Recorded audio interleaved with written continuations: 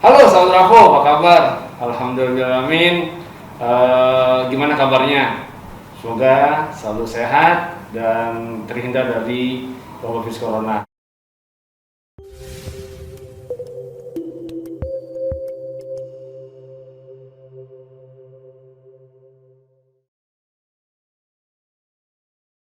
Kita lagi berkunjung ke DPD Pertuni. Nah, apa itu DPD Pertuni? Nanti kita akan ngobrol-ngobrol. Nah, ini Pak Eka dengan satu orang lagi, ya, dengan Pak Ajat ya? Iya. Halo Pak Ajat. Selamat siang teman-teman Bravo. Iya. Oke, teman-teman, kita akan ngobrol apa itu tentang Pertuni, lalu bagaimana tentang Pertuni, teman-teman. Ya, Pak, yuk, apa kabar Pak? Sehat? Baik, sehat. Kalau nggak sehat pasti nggak bersama Bang Cahyadi loh. Iya, Pak. Nah, Pak Ajat, sehat aja? Sehat. Nah, halo, iya. Selama COVID ini, ya, ini nggak apa ya tadi potong ya? Nggak apa-apa. Tegang banget ini ya. Tahu. Nyantai. Hah? Alami aja, alami. Jarang diliput ya. Jangan dilipat. Ya, gimana kabarnya Pak Eka? Alhamdulillah baik, Bang Cahyadi. Karena tadi udah dimulai bahwa Bang Cahyadi sudah menyebut tentang Pertuni, Ya. maka mungkin mengawali saya cerita dulu nih sedikit. Nah, iya, kan? itu Pertuni. Nah, Pertuni itu adalah organisasi kemasyarakatan tunanetra di Indonesia. Pertuni adalah singkatan dari Persatuan Tunanetra Indonesia.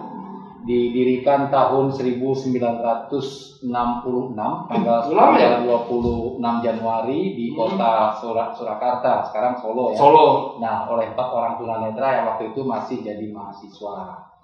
Nah, sekarang di tahun 2021 Pertuni sudah punya 34 dewan pengurus daerah di 34 provinsi dan 225 dewan pengurus cabang di tingkat kota kabupaten di seluruh Indonesia. Termasuk salah satunya nih yang sekarang Bang Cahyadi dan teman-teman lagi datang nih di Pertuni DKI. Jadi Pertuni DKI Jakarta itu dibentuk tahun 1971. 71. Yeah. Wow, udah lama juga berarti berapa ya? Sekarang sudah punya 5 cabang. Sebenarnya kita mau bikin satu lagi cabang Kepulauan Seribu, tapi budgetnya belum ada ya. Ya mudah-mudahan kita doakan mudah-mudahan Kepulauannya tingkat sampai semuanya. ya tingkat operasionalnya kan pasti lebih tinggi, tingkat mobilitasnya juga lebih sulit ketimbang kita ada di daratan gitu kan. Nah, di Jakarta Pertuni sudah punya 5 cabang, kota Madya se-Jakarta, dan anggota Pertuni update terakhir itu sekitar 650 sampai 700 orang tunanetra di seluruh DKI Jakarta. Se-DKI Jakarta. Betul, Bang Cahyadi. Wah, banyak banget ya. Nah, ini Pak Eka sebagai ketua ya. Nah, itu ada beberapa ini Pak Eka, ada struktur organisasi enggak gitu? Baik. Biar teman-teman semua tahu nih Pertuni itu punya bagian-bagiannya enggak? Baik, jadi karena Pertuni adalah organisasi ketunanetraan, maka standarnya adalah Pertuni adalah organisasi yang berbadan hukum, pasti, dan juga ada SK Kementerian Dalam Negeri dalam pembentukannya waktu itu. Nah, kemudian Pertuni secara berjenjang di badan kepengurusannya ya, kalau di tingkat pusat ada ketua umum, kemudian ada ketua 1, ketua 2, ketua 3, ada sekretaris jenderal atau sekretaris umum dan bendahara umum, ditambah lagi pengurus-pengurus di bawahnya. Nah, di provinsi juga sama, ada ketua dewan pengurus daerah, kemudian ada bendahara, sekretaris daerah, kemudian ada ketua ada kepala biro, ada Kepala biro. Nah, ini diam-diam ini kalem-kalem nih Pak Ajat biro advokasi. Wih, ini yang memperjuangkan ya. Yang mengkritisi tentang aksesibilitas di Jakarta. Ini kerjaannya beliau, gitu kan. Nah, termasuk juga yang sekarang yang baru-baru ini beritanya lagi hot tentang korupsi bansos, gitu kan. Nah, itu DKI Pertuni DKI termasuk salah satu organisasi yang mendukung petisi tuntaskan kasus korupsi bansos.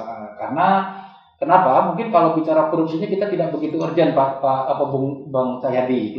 Tapi bicara bahwa pengaruh utamaan isu disabilitas harus masuk di penanganan dalam kondisi bencana COVID-19 itu harus. Gitu. Tapi emang apa ada dampaknya emang? Ada kasus-kasus ada. Jadi, bahwa disabilitas itu iya, ketika dari kasusnya disalahgunakan. Jadi ketika dari awal terjadi pandemi itu kami organisasi penyandang disabilitas merasa bahwa pemegang kebijakan pemerintah itu tidak menyebut disabilitas secara eksplisit, gitu kan?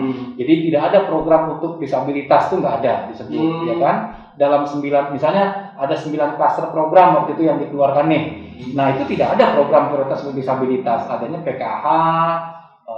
Terus ada lagi yang prakerja gitu kan. Nah untuk disabilitas nggak ada. Akhirnya dalam prosesnya pun disabilitas menjadi terbelakangkan. Dia masuknya di program penanganan rakyat miskin dan orang tidak mampu. Langsung beda ya? Iya, padahal kan enggak disabilitas itu adalah yang betul, dia kelompok rentan. Dia kelompok rentan. Kalau misalnya dia mau masuk di program itu, masuknya pada program pemberdayaan,nya gitu kan. Nah itu yang sebetulnya sekarang dalam waktu dekat ini terus dilakukan oleh Pertuni. Di samping memang Pertuni selalu mengawal kebijakan pemerintah terhadap realisasi aksesibilitas sarana publik gitu ya, layanan publik baik dari aksesibilitas fisik maupun aksesibilitas layanan gitu kan. Nah, di Jakarta begitu. Nah, makanya ketika kedatangan teman-teman Bravo, kami menganggap bahwa kami pertama terima kasih dulu Bung Cahyadi, ini lupa ini ya, kita terima kasih dulu kepada teman-teman Bravo karena ternyata teman-teman Bravo ini kan orang-orang milenial sebenarnya, generasi muda, kan? Nah, tapi sudah concern bicara tentang isu-isu yang mungkin tidak begitu seksi, isu penyandang disabilitas gitu ya. Nah, tapi teman-teman Bravo concern di situ, karena ketika kami dihubungi untuk kita silaturahmi, Pertuni dengan senang hati, sangat terbuka untuk itu. Gitu, Bang Cahyadi. Iya. Wah, menarik banget nih teman-teman Bravo dan sahabat-sahabat lainnya, buat temannya, konsentrasinya pun memperjuangkan. Sama kita di Bravo juga, insya Allah kita masing-masing juga, dan kita juga walaupun isu ini belum seksi, tapi insya Allah kedepannya akan kita seksikan isu-isu disabilitas ini menjadi isu yang utama dari pemerintah, karena memang masih banyak kekurangan-kekurangan yang terkait buat pemerhatian dan penyandang disabilitas. Betul. Nah, kalau kata Pak Ajat nih, sebetulnya kalau kata orang advokasi, sebetulnya yang penting itu pengaruh utamaan Bang Cahyadi. Jadi di setiap proses, di setiap program itu ada nggak pengaruh utamaan isunya? Kalau nggak ada ya berarti dia akan masuk di prioritas yang kesekian, gitu kan?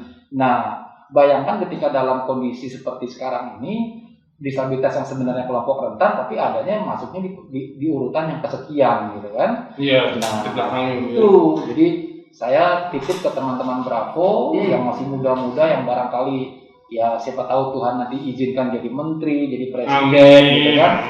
Harus utamaan isu disabilitas ini menjadi penting. Betul. Itu di berbagai sektor, tidak hanya urusan sosial, tapi urusan pemberdayaan, urusan pendidikan, urusan kesehatan, gitu kan? Nah, bahkan mungkin nanti kalau teman-teman jadi, siapa tahu teman Bravo jadi Menhankam, jadi Kapolri gitu kan? Amin. Buka ruang untuk polisi disabilitas. Kan tugasnya kan tidak mesti itu di lapangan, dia bisa jadi konselor, dia bisa jadi pemberian motivasi kan? Betul. Tapi satuan tugasnya polisi gitu. Betul. Nah, jadi tidak begitu. Kan sekarang ini bayangannya kan yang jadi polisi, jadi tentara itu kan adalah orang yang megang senjata, kan gitu kan. Nah, padahal bagaimana ketika di unit tugas itu dilengkapi dengan motivator, dilengkapi dengan konselor, dilengkapi dengan misalnya spiritual gitu ya, tokoh agama gitu kan. Dia yang bisa memberikan itu. Nah, di situ teman-teman disabilitas bisa masuk sebagai mereka yang memang menduduki di yang tepat pada posisi itu gitu. Amin. Nah, boleh juga nih, kan sedang setahun belakangan ini kan sedang ada COVID nih, 19 nih. Itu ada nggak tuh dampak nanti peran dari masyarakat itu kan tahu sendiri ya, ada 3M ya, masker, menjaga jarak, terus lagi berkerumun atau bersentuhan. Nah kan tunanetra amat sangat rentan yang namanya perspektif pegangan tangan waduh tapi Baik. gimana itu? Terkait itu, kebetulan Pak Ajat ini memang praktisi massage. Profesi kami, profesi tunanetra ini Pak Ajat kan? Iya. Sebagian besar adalah mereka yang bekerja di sektor pijat, sektor massage. Nah, tuh. Beliau ini punya cerita pasti bagaimana Nah. sih? Ya, saya garis bawahi dulu sebelum ke Pak Ajat, mungkin kalau bahwa massage itu kan nggak mungkin jaga jarak, Betul. tapi juga nggak mungkin Bersentuhan juga nggak mungkin kan? Jadi pilihannya sakit karena lapar atau ya barangkali kita bisa menghindari, memperkecil ketularan wabah COVID-19 dengan tetap menjalankan profesi. Ini Pak Ajat punya cerita pasti pengalaman-pengalaman di situ. Gimana? Pak Ajat? Mang Ajat, waduh, gimana tuh terhadap kondisi seperti ini Mang Ajat ini? Oke, yang pasti kita selaku wadah dari aspirasinya teman-teman tunanetra selalu menghimbau kepada para masyir tunanetra, bahkan bukan hanya masyir yang mereka juga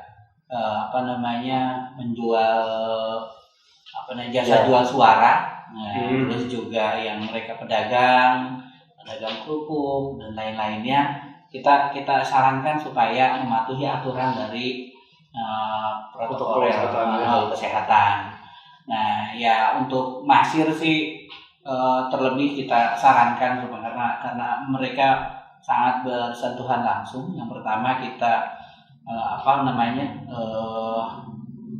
dari kita sudah sampaikan ke mereka, yaitu yang pertama tanya dulu sakitnya itu karena misalnya mau pijit itu karena apa? Nah, berarti dideteksi dulu ya. Jadi yang mau datang tuh Bukan kalau pilek-pilek tuh ntar dulu dah gitu. Nanti misalnya dia panas nih, mungkin kita tolak dulu. Kita tolak karena ada kemungkinan ke situ kan. Tapi kalau cuma hanya pegal-pegal aja, itu pun kita mesti hati-hati.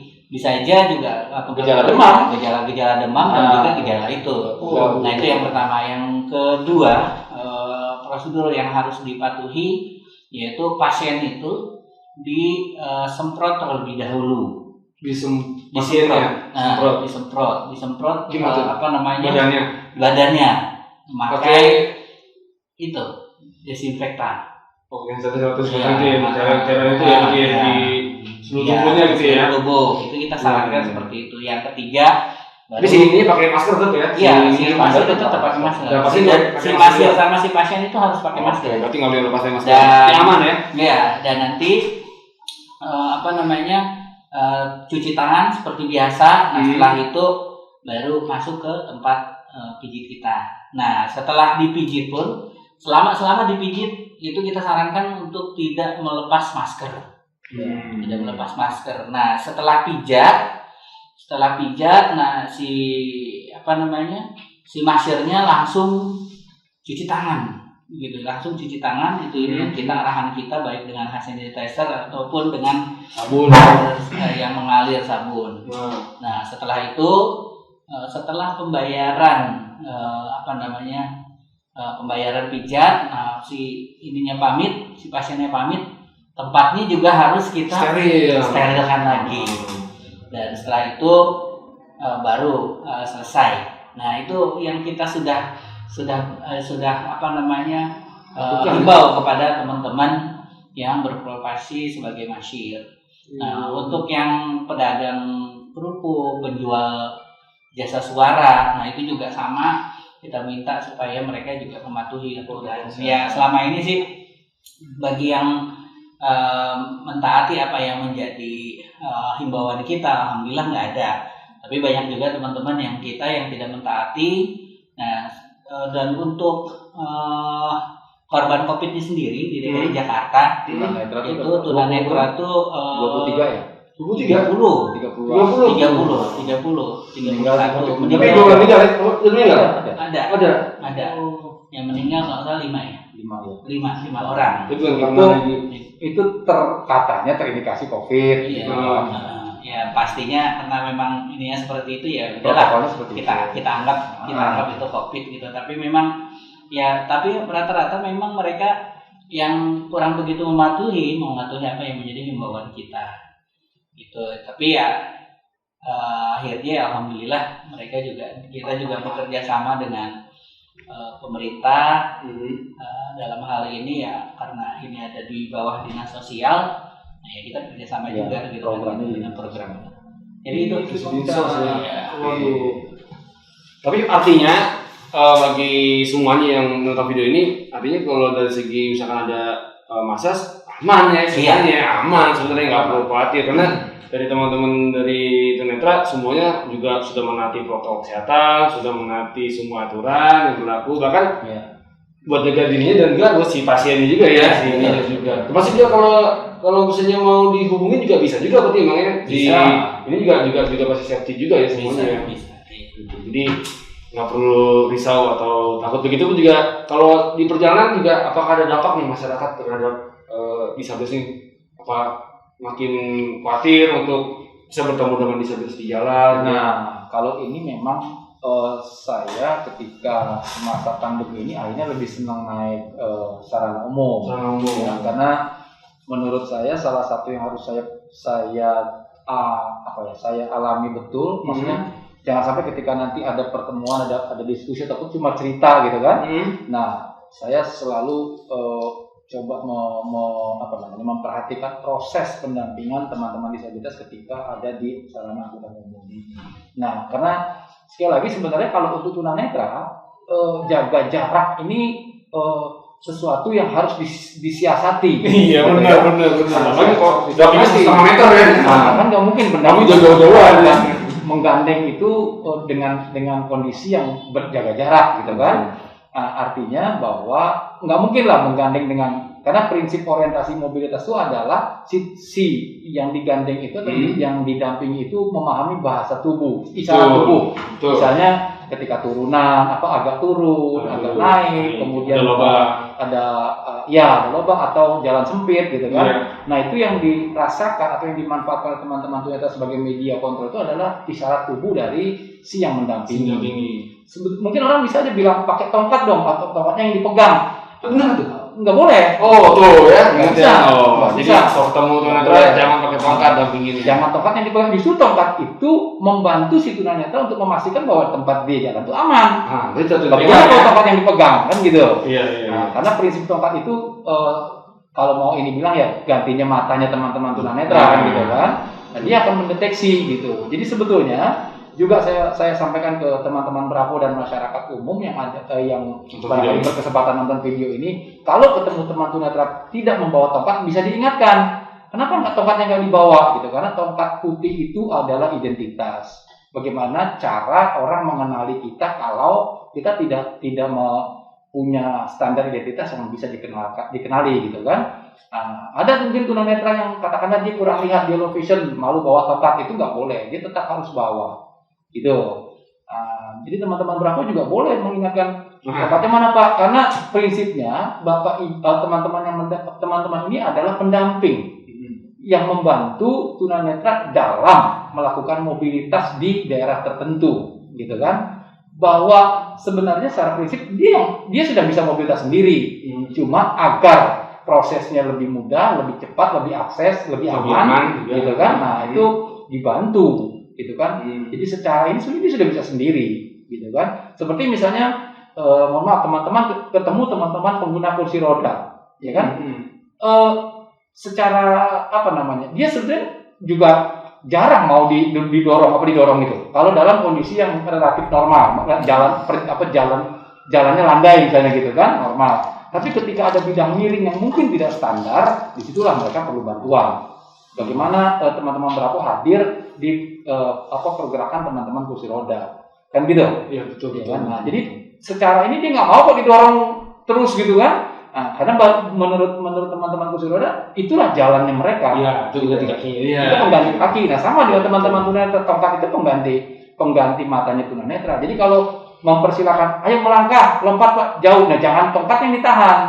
Tongkatnya biar mendeteksi di seberangnya. Nanti tunanetra akan melangkah ke titik tongkat di mana yang ujung tongkat yang dia letakkan, gitu. Jadi jangan pakai alat. Memang bahasa tubuh itu yang harus di isyarat tubuh pendamping itu yang dimanfaatkan teman-teman tunanetra untuk orientasi mobilitas mereka di satu tempat. Ini ya, mereka ya berarti hitungannya secara pendampingan artinya nggak ada perbedaan ya, hanya menggunakan masker aja. Cuman mereka tetap menggunakan siku ya berarti ya dalam Iya, nggak dengan tongkat ya kalau Iya, bahu berarti salah tuh ya. lengan atas itu yang dipegang. Lengan atas ini ya. Lengan atas yang lengan atas si pendamping itu dipegang oleh si tunanetra. Nah, dengan itu sebenarnya secara otomatis dia sudah jaga jarak karena jarak ini kan setengah lengan ini, ya kan? Dan dia posisinya di belakang, gitu kan? Iya. Secara orientasi mobilitas teman-teman yang menonton video ini, jadi kalau menggandeng atau mendampingi tunanetra jangan sejajar, gitu. Kalau begini kan bingung langkahnya bagaimana. Betul. Ya kan? Harusnya dia di sini. Nanti dia ada di depan ini ya. Nah, ini masih jaga jarak ya. Iya, jadi bahasa atau isyarat tubuhnya Bang Cahyadi ini akan saya pakai untuk membantu saya mengorientasi apa yang ada di jalan ini kayak apa di depan saya gitu. Di samping tongkat yang ada di sebelah kanan, di tangan sebelah saya gitu kan, misalnya tongkat ini. Itu untuk memastikan bahwa jalan itu aman gitu, jalan itu lancar, kondisinya baik gitu. Nah, jadi itu pun sebenarnya sudah jaga jarak, sudah jaga jarak. Nah, kemudian pada jalan sempit itu jelas bahwa tunanetra ada di belakangnya. Jangan ketika jalan sempit yang didorong si tunanetranya.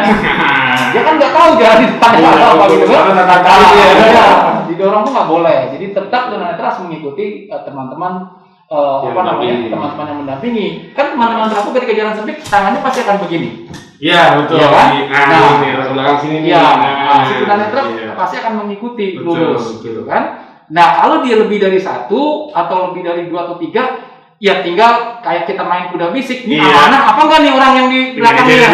Kalau dia nggak amanah, tangan dia tetap begini. Nah, akhirnya ya yang rapat mungkin hanya yang pertama gitu kan. Nah, yang sebelah sananya tetap nyamping ya kan. Berarti kan nggak amanah namanya kalau kayak gitu. Betul. Tapi dalam prinsip orientasi mobilitas harusnya ketika isyaratnya begitu, maka dia lurus ke belakang. Gitu. Berarti dalam konteks ini bagi yang mendengar video ini bukan anak Bravo atau dari umumnya, kalau saya kan nanti ada bertemu dengan teman disabilitas di jalan umum, nggak usah khawatir gitu kan, jangan khawatir untuk masalah buat jaga jarak, kalau hitungannya bersentuhan dan sebagainya gitu, karena pada prinsipnya semuanya nggak menaati ya. Iya, cara berpikirnya adalah kita boleh khawatir sama situasi, tapi dalam satu situasi itu ada prioritas. Betul. Mana harus kita pilih? Mendampingi si teman tunanetra dengan kondisi yang mudah-mudahan bisa lebih baik dalam kondisi jalannya, atau kita membiarkan dia tapi kita nggak nyaman gitu loh. Betul. Ya kan? Dengan orang yang kesulitan di situ gitu kan, kita lebih berpikir takut kena COVID dan seterusnya gitu kan. Nah, tapi padahal ada yang lebih emergensi. Kalau kata ilmu rescue gitu, ilmu rescue itu artinya ilmu penanggulangan bencana, ya kan? Kita harus punya skala prioritas. Mana yang mau kita dulukan? Kayak misalnya dalam satu bencana, yang dicari itu pasti yang masih hidup, kan gitu kan? Nah, yang sudah menjadi mayat ya belakangan. Nah, sama sebenarnya ketika kita dalam kondisi ini, bahasa virus itu kan sesuatu yang tidak muncul cepat begitu kan, tapi ketika teman-teman bertemu teman tunanetra ya di situ hari itu juga gitu loh, saat itu juga ketemu. Nah, bagaimana kalau misalnya kita biarkan dengan alasan takut COVID, tapi tiba-tiba teman-teman tunanetra kejeblos misalnya gitu, kan berarti kita bekerja pada satu yang prioritasnya tidak tepat. Betul. Gitu. Betul. Berarti ya. Tapi dari Pak Haji sendiri, emang kok alhamdulillah ya, bisa dari fasilitas sekarang udah lumayan lah ya, udah ada banyak gaji blok dan sebagainya, itu mau membantu banget ya, Pak. Yang pasti bahwa kami dari Biro Advokasi selain juga mencoba memberikan wawasan kepada teman-teman disabilitas itu sendiri dan disabilitas khususnya teman-teman disabilitas netra, kita juga ya tadi apa yang disampaikan oleh Pak Ketua tadi, bahwa ya kita juga mencoba masuk ke jalur pemerintah karena ya terus terang memang kita sudah punya perda, yaitu Perda 10 tahun 2011. Namun karena adanya Undang-Undang Nomor 8 lagi ya berarti ya sudah disesuaikan. Sudah proses berarti ya? Sedang proses. Mungkin nanti teman-teman juga bisa melihat ya. Nanti ada di share sampai di ini, insya Allah Ya mungkin kalau nggak tahun ini ya tahun depan kalian disahkan perdanya. Saya doakan cepat. Nah itu terus juga selain itu juga ya kita juga mengadvokasi ya selain fasilitas lain juga fasilitas transportasi juga. Nah, kita juga sudah mengadvokasi dan alhamdulillah sekarang ya di Jakarta udah ada di trotoar, udah ada guiding block. Walaupun memang masih banyak kekurangan. Nah ini kekurangan ini yang terus dikawal. Walaupun ada tukang dagang dan sebagainya masih banyak ya. Nah jadi kalau teman-teman jalan di Sentiong itu di Salemba jalan raya itu lebar trotoarnya. Iya. Ada guiding blocknya tapi kadang-kadang tidak tepat peletakan. Ada pohon, ada tiang, ada apa gitu. Tapi ada tutup got. Iya gitu. Iya. Jadi itu. Nah ini yang sedang kita kawal nih yang ini. Nah, ada parkir motor. kami juga di ini Pak Ketua sama Pak Eka sama ini juga satu juga konsentrasi juga ke arah sana aksesibilitas fasilitas umum gitu ya. Mudah-mudahan kita bisa bergerak bersama untuk ya sebenarnya makin cepat lagi dan juga tadi ada penyadaran ke masyarakat gitu khususnya yang menggunakan yang bukan haknya gitu kan di sini blok ada tukang makanan dan sebagainya ataupun ada pangkalan dan sebagainya memang kita sedang ada sesi mudah-mudahan kita bisa bareng nih dan juga kita bisa masih belajar lagi nih mereka nih sama Pak Ajat untuk mengenal banyak tentang namanya aksesibilitas teman-teman dari tunanetra gitu seperti itu. Dan apa nih yang terakhir harapan dari Pak Eka dan Pak Ajat nih untuk masyarakat dan juga buat Bravo sendiri terkait buat isu disabilitas ataupun tentang COVID ini ataupun bisa masuk ke masyarakat seperti apa? Mungkin dari Pak Ajat atau Pak Eka dulu. Kalau saya mungkin lebih kepada ketika kita bicara disabilitas maka konsepnya adalah mereka yang berkebutuhan khusus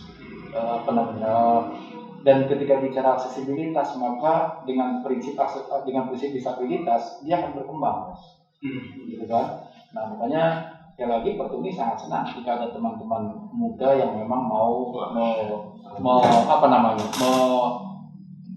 bermain-main di isu penyandang disabilitas gitu ya. Nah, karena beda dengan ketika disebut dengan cacat dan disebut dengan disabilitas dengan aksesibilitasnya gitu kan. Jadi ya ke depan mungkin siapa tahu ketika teknologi sudah mendukung ya teman-teman tunanetra dengan sarana aksesibilitas yang memadai, teknologi yang memadai, teknologi yang for all. Bisa saja ada mobil tunanetra di Jakarta misalnya kan. Atau ada lagi sarana aksesibilitas yang lain yang bisa dilakukan. Tapi makanya ketika pemahamannya adalah disabilitas, dia akan berkembang konsepnya. Gitu. Jadi kan yang dipersoalkan kan bukan tunanetranya, bukan si individunya, tapi bagaimana lingkungan yang dia harus menjadi lingkungan yang ramah buat si disabilitas kan gitu. Nah, jadi ya harapan saya gitu, kita sama-sama berjuang, sama-sama melaksanakan satu konsep yaitu konsep pemahaman tentang penyandang disabilitas. Jadi bukan lagi dia tidak bisa ngapa-ngapain karena dia tunanetra, tapi dia tidak bisa melakukan interaksi secara baik, tidak bisa berdaya ketika lingkungannya tidak memudahkan. Lingkungan masyarakat, lingkungan kebijakan gitu kan. Nah, tapi kalau itu dikelola dengan baik maka ya artinya mengedepankan bahwa dia disabilitas dan lingkungan menyediakan sarana aksesibilitas, dia bisa bekerja apa saja sesuai dengan kedisabilitasannya, gitu kan? Nah, teman-teman Bravo sudah memulai itu, gitu ya, gitu. Oke, mantap. Wah, menarik. Kalau dari Mang Ajat sendiri gimana? Ada pesan buat masyarakat atau buat Bravo sendiri? Ya, yang pasti kita berterima kasih dengan teman-teman Bravo yang sudah luar biasa mencoba mendampingi dan membantu kita dalam dalam berkehidupan. Yang pasti saya berharap yang pertama kepada masyarakat bisa menerima seluruhnya mengenai tentang kiprah-kiprahnya teman-teman disabilitas. Nah itu jadi saya berharap supaya menerima apapun kemampuannya teman-teman. Saya yakin tunanetra nggak cuma hanya bisa tukang pijit aja misalnya, bisa cuma nyanyi aja, tapi ada kemampuan-kemampuan yang memang mereka bisa, gitu kan gitu. Nah mudah-mudahan nanti masyarakat bisa menerima itu. Terus yang pasti untuk pemerintah ciptakanlah kondisi kehidupan yang aksesibilitas yang pasti. Apabila untuk teman-teman disabilitas sudah akses, pastinya semuanya juga ikut merasakan akses itu semua. Itu aja, terima kasih. Nah, betul banget tuh. Wah, menarik banget teman-teman. Tadi kita banyak kata-kata ya, keuntungannya tadi keterbukaan sama kesempatan yang harus diberikan. Pada dasarnya mereka punya kemampuan yang lebih, bahkan banyak ya mereka yang aja yang utuhnya tunanetra itu selain dari bilang masa terus yang berprestasi ya. Betul. Juga saya kenal sama ini Pak Ade juga satu di Dewan Transportasi Jakarta, lalu ada yang juga sedang ke stand up dan sebagainya. Artinya yang anggota dewan. Anggota dewan kita sudah ketemu anggota dewan nih kita nih. Artinya banyak yang berprestasi, bahkan makanya dia sedang berkuliah dan sebagainya. Artinya mereka punya kesempatan dan mereka juga punya kemampuan untuk bisa berkompetisi dengan yang non disabilitas gitu pada umumnya. Tapi lagi-lagi jika mereka kesempatan, karena mereka memiliki keterbatasan bukan berarti dunia mereka terbatas. Sekali lagi, makasih banyak nih Pak Eka, Pak Ajat, mohon maaf dan mudah-mudahan kegiatan tadi ada kegiatan bersama dengan teman-teman ini di video berikutnya tentang bagaimana sih pendampingan terhadap penyandang disabilitas tunanetra di masa COVID-19. Sekali lagi, terima kasih banyak Pak Eka, Pak Ajat, dan semuanya. Aku semua yang nonton video ini mudah-mudahan ini menjadi informasi yang luar biasa ya. Wah betul, pasti masih luar biasa. Barangkali siapa yang masih takut mendampingi tunanetra gitu kan, ini menjadi bagian dari ya di antara informasi-informasi lain, ini juga tidak kalah menariknya segitu. Oke, terima kasih banyak dan sekali lagi terima kasih banyak. 5, 4, 3, 2, 1, bravo.